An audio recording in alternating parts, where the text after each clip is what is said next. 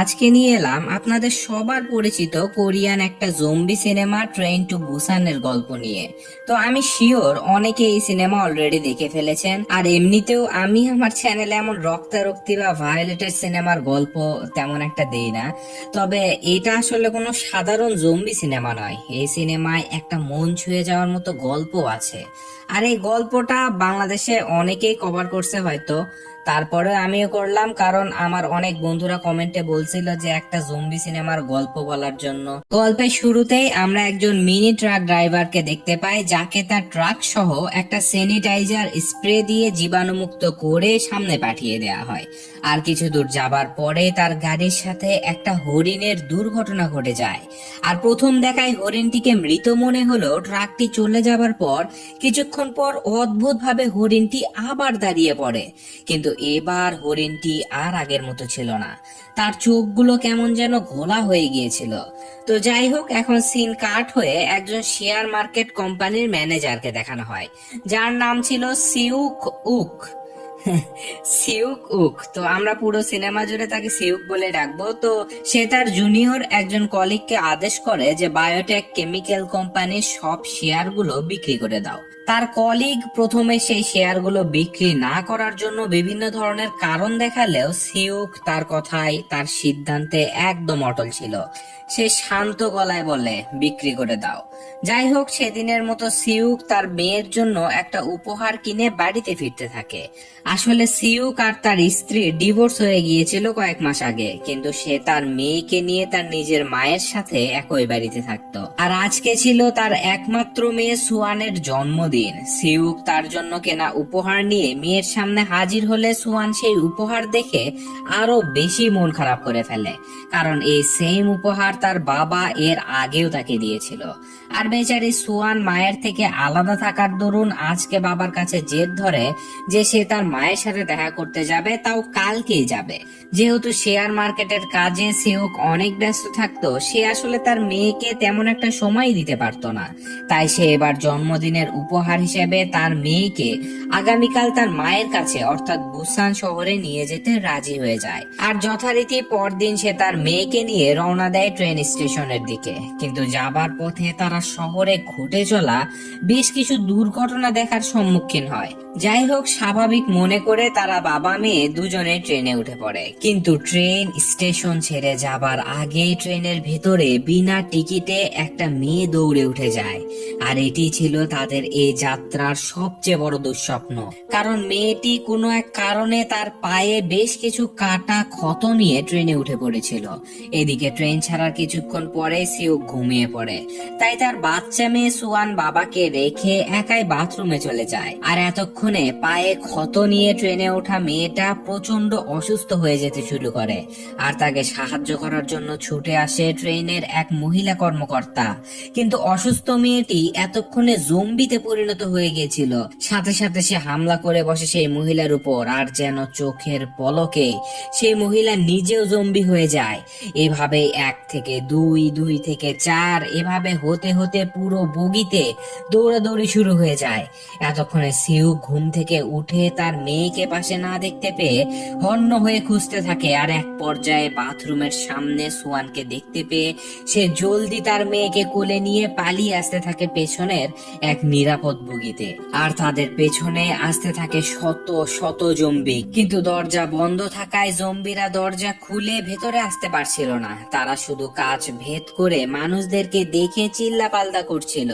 আর সে বগিতে থাকা একজন গর্ভবতী মহিলা, যার নাম ছিল সিয়ং, সে কাচের দরজায় পানি ছিটিয়ে সেখানে নিউজ পেপার লাগিয়ে দেয়, যাতে জম্বিরা দরজায় এত বেশি ধাক্কাধাক্কি আর না করে। এখানে এই গর্ভবতী মহিলা সিয়ং এর স্বামীর নাম ছিল ইয়ন সেং।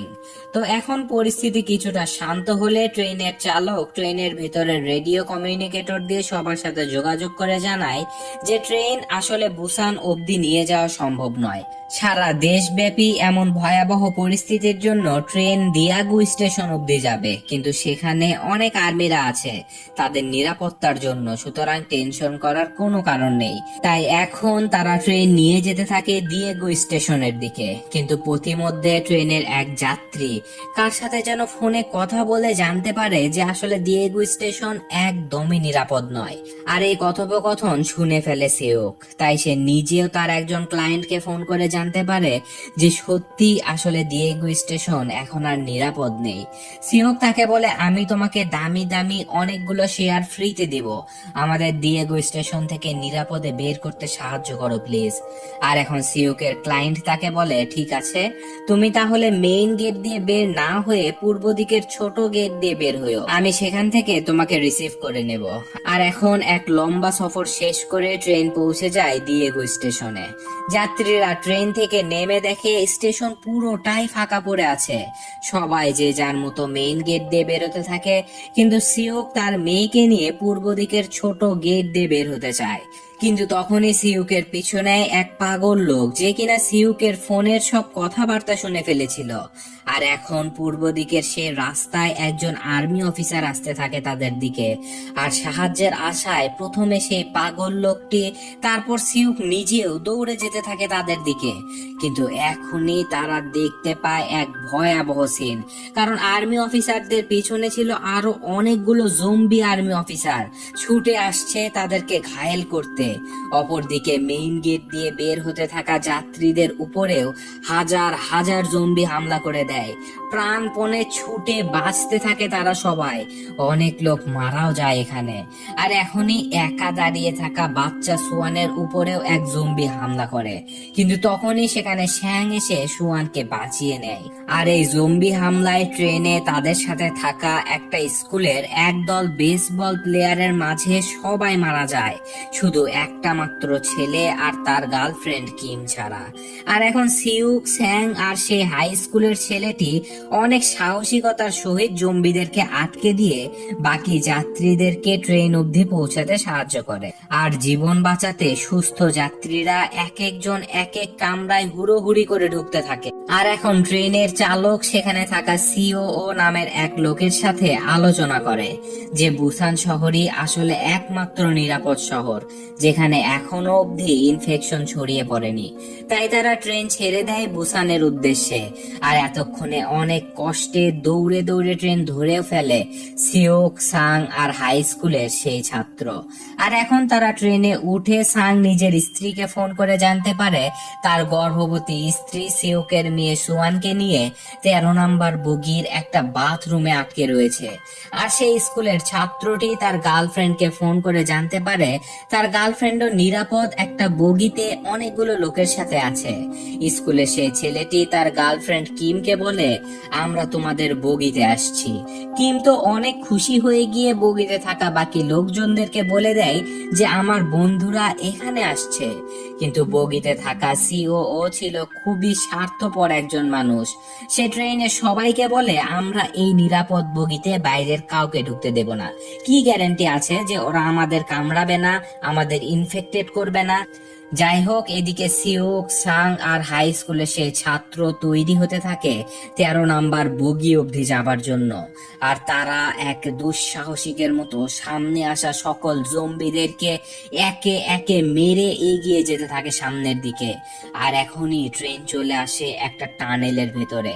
আর তারা তিনজন খেয়াল করে এই অন্ধকার বগির ভেতরে আসলে জম্বিরা আর কিছুই দেখতে পারছে না, তারা যেন মূর্তির মতো হয়ে গেছে।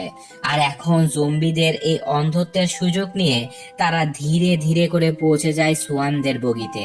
এখন তারা সেখানে থাকা সুয়ান, সেই গর্ভবতী মহিলা আর একজন বৃদ্ধ মহিলা সহ এগিয়ে আসতে থাকে। কিন্তু তখনই সেই বগিতে থাকা পাগল লোকটিকে বাঁচাতে গিয়ে সিওক পড়ে যায় জম্বিদের চোখে। তারা দৌড়ে চলে আসে নিরাপদ বগিতে, কিন্তু দরজা পুরোপুরি বন্ধ করার আগেই জম্বিরা তাদের হাত, পা, মাথা ইত্যাদি ঢুকিয়ে দিয়ে দরজাটাকে আটকে দেয়। স্যাং কোনো রকমে তার সর্বশক্তি দিয়ে দরজা ধরে রেখেছিল, আর সিওক লড়াই করছিল সেই সব জম্বিদের বিরুদ্ধে। আর এখন অপর পাশের বগিতেই ছিল বাকি সুস্থ মানুষগুলো। কিন্তু সেই স্কুল ছাত্রটি প্রাণপণ চিৎকার করতে থাকলেও কেউ তাদের ডাকে সাড়া দেয় না। কেউ দরজা দরজা খোলে না, বরং তারা তার গার্লফ্রেন্ড কিমের মুখ চেপে ধরে থাকে আর দরজা আরো শক্ত করে লাগিয়ে দেয়। ছাত্রটি তার হাতে থাকা বেসবল ব্যাট দিয়ে দরজায় ক্রমাগত আঘাত করতে থাকে, নিজেদের জীবন বাঁচানোর শেষ চেষ্টা করতে থাকে। কিন্তু এতক্ষণে জম্বিদের আটকে রাখা দরজা ধরে থাকা স্যাংকে এক জম্বি কামড়ে দেয়। স্যাং তার স্ত্রীর চোখের সামনে ধীরে ধীরে জম্বিতে পরিণত হতে থাকে। কিন্তু একদম শেষ মুহূর্তে স্কুল ছাত্রটি অপর বগির দরজা ভেঙে ফেলতে পারলেও এতক্ষণে স্যাংয়ের ধরে থাকা সেই দরজা ভেঙে জম্বিরা তার উপর হামলা করে। কিন্তু স্যাং তার জীবনের শেষ সময়েও নিজের সর্বশক্তি দিয়ে আটকাতে থাকা জম্বিদের বাঁচিয়ে দেয় তার অনাগত সন্তান আর তার স্ত্রীর জীবন।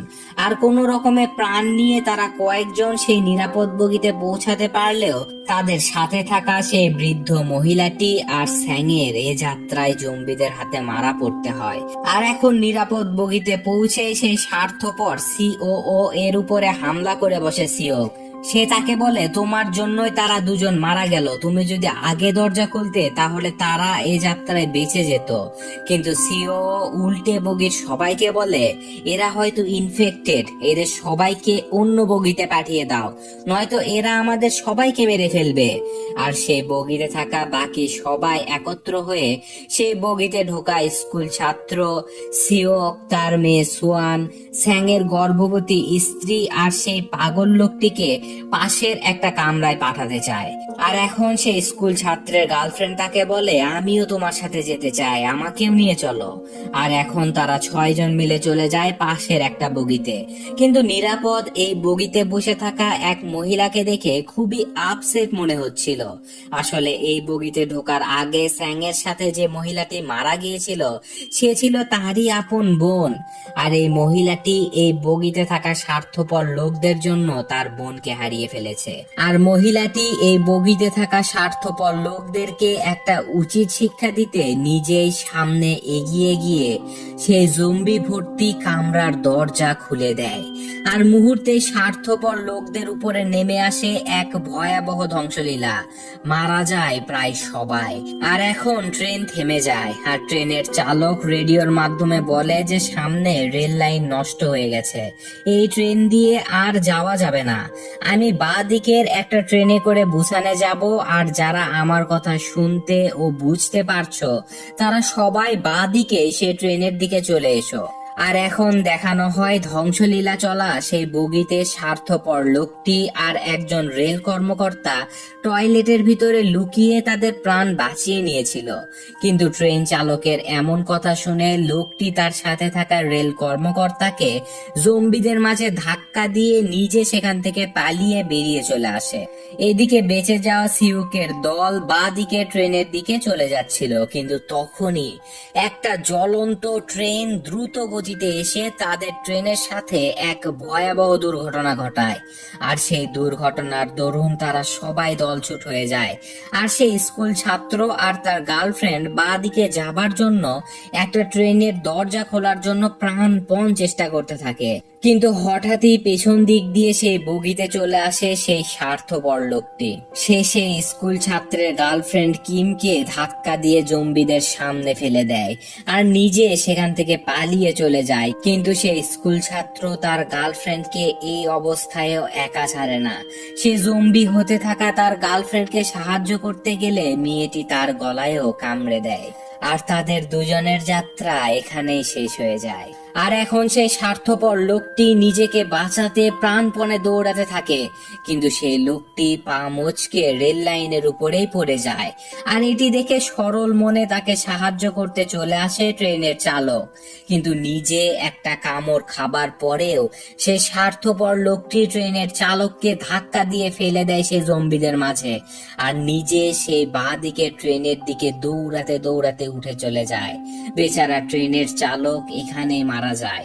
অপরদিকে এখন সিওককে দেখানো হয় তারা চারজন এখন এমন একটা জায়গায় আটকা পড়েছে যেখানে তাদের উপরে পড়ে আছে জম্বি ভর্তি একটা ট্রেন। জীবন হাতে নিয়ে কোনো রকমে সিওক তার মেয়ে আর স্যাংয়ের স্ত্রীকে নিয়ে বেরোতে থাকে, কিন্তু হঠাৎই তাদের উপরে থাকা সেই ট্রেনের কাঁচ ভেঙে সব জম্বি তাদের উপরে পড়তে থাকে। আর এটি দেখে সেই পাগল লোকটি নিজের জীবন উৎসর্গ করে দিয়ে জম্বিদের কাছে ধরা দেয় আর বাঁচিয়ে দেয় বাবা, মেয়ে আর গর্ভবতী সেই মহিলাকে। তারা তিনজন প্রাণপণে দৌড়ে সেই বুসানগামী ট্রেনটিকে ধরেও ফেলে, কিন্তু জম্বিরা কোনোভাবেই তাদের পিছু ছাড়ে না। একসাথে শত শত জম্বি পিছু নেয় তাদের। ট্রেনের রেলিং ধরে তারা একসাথে ঝুলতে থাকে, আর এইভাবে এতগুলো জম্বি একসাথে থাকায় ট্রেনের স্পিড কমে যেতে থাকে। কিন্তু যেভাবেই হোক সিউক লাথি দিয়ে দিয়ে জম্বিদের থেকে তাদের ট্রেনকে মুক্ত করে ফেলে।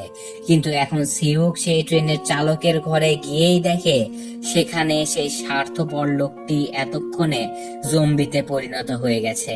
আর এখানে সেই লোকটির সাথে সিউকের এক ভয়াবহ ফাইট হয়, কিন্তু শেষমেশ সিউক তাকে ট্রেন থেকে ফেলে দিতে সক্ষম হয়। কিন্তু সেই লোকটি পড়ে যাবার আগে সিউকের হাতে একটা কামড় দিয়ে গিয়েছিল, আর হাতের কামড় দেখে সিউক বুঝে যায় তার মেয়েকে ছেড়ে যাবার সময় তার হয়ে গেছে। তাদের যাত্রা এতদূর অবধি ছিল, তাই সে তার জ্ঞান থাকতেই তার মেয়ে আর স্যাংয়ের স্ত্রীকে ট্রেনের চালকের রুমে ঢুকিয়ে দেয়। বেচারি সুয়ান তার বাবাকে একদম ছাড়তে চায় না, চোখের পানিতে ভাসিয়ে হলেও বাবাকে তার সাথে রাখতে চায়। কিন্তু সিউকের যে আর সময় নেই, সে তার মেয়েকে ছেড়ে ট্রেনের একদম শেষ প্রান্তে এসে দাঁড়িয়ে পড়ে। এক পাশে মেয়ের বুক ফাটা আর্তনাদ, আরেক পাশে জম্বি হতে থাকা এক বাবার আকাশ সমান কষ্ট।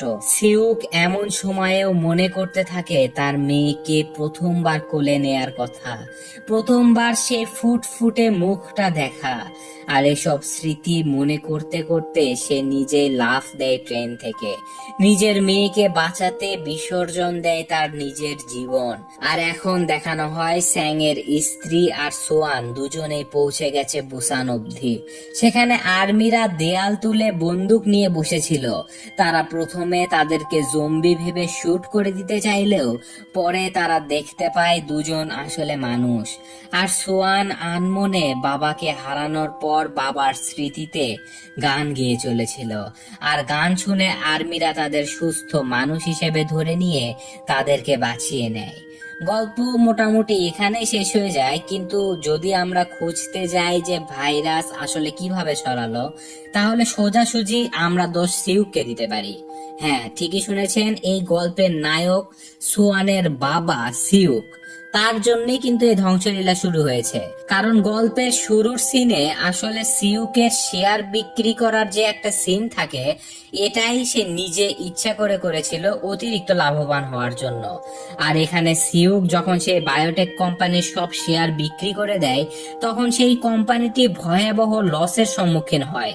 আর এই কোম্পানিটি তখন এক ভয়ানক ভাইরাস নিয়ে কাজ করছিল, আর এমন ভয়ানক লসের কারণে তারা তাদের এই ভাইরাস প্রজেক্টের সেফটি মেজারমেন্টে তেমন কোনো টাকা খরচ করতে পারেনি। ফলে তাদের ভাইরাস লিক হয়ে যায়, যেটি কিনা সিনেমার শুরুতে সেই মিনি ট্রাক ড্রাইভারকে বলা হয়েছিল, যার কারণে তাকে স্যানিটাইজ করা হয়েছিল।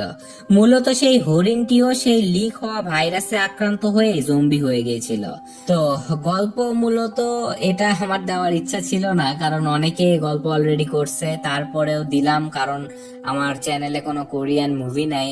দ্বিতীয়ত জম্বি মুভি নিয়ে অনেকে অনেক রিকোয়েস্ট করছিল। তো গল্পটা আপনাদের কাছে কেমন লাগলো কমেন্ট করে জানাবেন। বিদায় নিচ্ছি, আল্লাহ হাফেজ।